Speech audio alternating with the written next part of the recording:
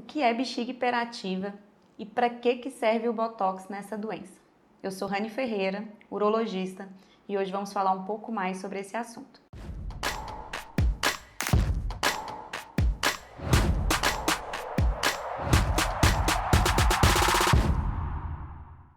A bexiga hiperativa é uma condição em que os pacientes percebem uma mudança no padrão da micção. Então, tem pacientes que percebem que vão várias vezes ao banheiro, mesmo que seja pouco xixi. Alguns pacientes percebem que termina de fazer xixi daqui pouco tempo, 30, 40 minutos, mesmo bebendo pouca água, mesmo sem estar com a bexiga totalmente repleta, eles têm uma vontade imperiosa de fazer xixi. Outros pacientes podem queixar que termina de fazer xixi e a sensação que eles têm é que não esvaziou completamente a bexiga, como se tivesse ficado um pouquinho de xixi para trás. Outros acordam várias vezes à noite, têm a sensação de que não descansam durante a noite porque acabam interrompendo o sono várias vezes para poder ir ao banheiro. Algumas pessoas percebem que a piora dos sintomas se deve a alguns estímulos. Então, tem paciente que percebe que após algum esforço abdominal, como tosse, outros percebem que quando estão mexendo com água, ou ouve o barulho de uma cachoeira, ou mexe na pia, percebem que esses sintomas pioram. Geralmente, essa vontade vem de uma maneira súbita. Então, o normal é que a pessoa vá percebendo a bexiga enchendo aos poucos e a vontade vá gradativamente aumentando até que você acabe indo ao banheiro para fazer xixi.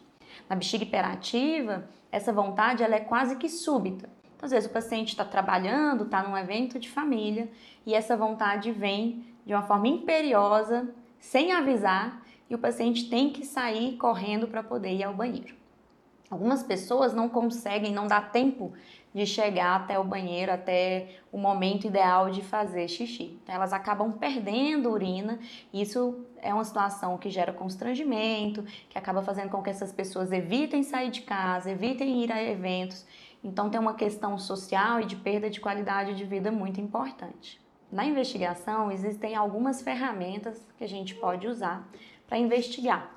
Então, existe o estudo urodinâmico, existe um diário miccional em que o paciente escreve mesmo num papel, como se estivesse fazendo um diário. Existem já alguns aplicativos de celular que podem ajudar o paciente na confecção desse diário, que ele vai anotar a quantidade de vezes que ele foi ao banheiro, ele vai anotar a quantidade de líquidos que ele ingeriu, os horários, como que foi o padrão de sono, como que ele estava emocionalmente, se teve alguma outra situação, alguma outra condição que fez com que ele fosse mais vezes ao banheiro. Isso são maneiras de investigar para a gente conseguir mapear melhor como é a bexiga hiperativa e poder direcionar o melhor tratamento para esse paciente. Como modalidade de tratamento, nós temos a fisioterapia pélvica, que é uma maneira de tratamento, que é uma modalidade de tratamento que os pacientes têm uma melhora muito importante com essa ferramenta. Além disso, a gente tem a opção de tratamento oral de remédio, mesmo que o paciente toma, e isso faz com que ele se sinta melhor. Tem a opção da neuroestimulação, ela pode ser feita tanto sacral quanto tibial, na perna mesmo, que o paciente faz essa neuroestimulação, como se ela regularizasse a informação errada que a bexiga acaba mandando para o cérebro. E em alguns casos, a gente tem a aplicação de Botox, que é a toxina botulínica. Então, a toxina botulínica, ela age da mesma maneira que ela age com fins estéticos. O objetivo dela é paralisar o músculo, diminuir a contração do músculo. A bexiga hiperativa, muitas vezes, está associada a uma contração involuntária do músculo da bexiga. Então, o Botox é usado com esse pensamento de diminuir essas contrações involuntárias da bexiga. Nós usamos um aparelho com uma câmera na ponta, como se fosse um aparelho de endoscopia. É feito em centro cirúrgico com sedação, então o paciente dorme durante o procedimento.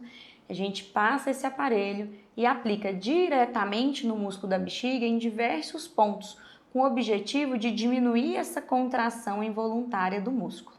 Após o procedimento, o paciente recebe alta dentro de até 24 horas, ele pode voltar para casa, fazer as suas atividades normais, fazer as suas atividades diárias, E essa aplicação do Botox, assim como com os fins estéticos que as pessoas aplicam no rosto, ela tem um prazo de validade. Então, algumas pessoas fazem a aplicação uma vez e não vão precisar de nova aplicação, enquanto outras vão precisar de retocar ou de aplicar novamente a toxina a cada 3 a 6 meses. O tratamento com o Botox não é a primeira opção de tratamento. Então, como eu falei, tem a fisioterapia, tem a neuroestimulação, tem os remédios que o paciente toma oral mesmo, em casa, que são todas as primeiras opções de tratamento para esses pacientes. Toxina botulínica é uma maneira invasiva de se tratar a bexiga hiperativa. Então, essa maneira invasiva, ela tem algumas consequências. Então, tem pacientes que podem ter infecção de urina, tem pacientes que depois da aplicação da toxina podem não conseguir desencadear a micção sozinhos. Esses efeitos, eles geralmente são autolimitados e à medida que o organismo vai entendendo e vai metabolizando a toxina, o paciente recupera essa capacidade de urinar sozinho, espontaneamente, quando ele quer urinar.